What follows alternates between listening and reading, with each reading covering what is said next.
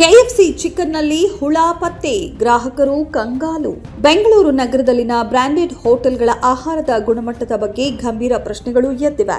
ಹೆಬ್ಬಾಳ ಕೆಂಪಾಪುರದ ಯೋಗೇಶ್ ನಗರದಲ್ಲಿರುವ ಕೆಎಫ್ಸಿ ಬ್ರಾಂಚ್ನಲ್ಲಿ ನಡೆದ ಘಟನೆಯು ಗ್ರಾಹಕರಲ್ಲಿ ಆತಂಕ ಮೂಡಿಸಿದೆ.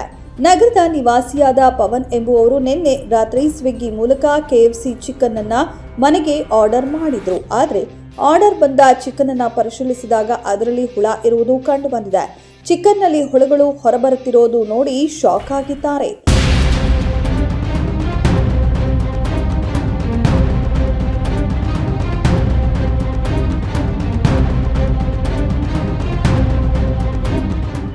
ಫ್ರೆಶ್ ಚಿಕನ್ ಬದಲಿಗೆ ಫ್ರಿಡ್ಜ್ನಲ್ಲಿಟ್ಟಿದ್ದ ಹಳೆಯ ಸ್ಟಾಕ್ ಅನ್ನ ಮಾರಾಟ ಮಾಡಲಾಗುತ್ತಿದೆ ಎಂಬ ಗಂಭೀರ ಆರೋಪ ಕೇಳಿಬಂದಿದೆ.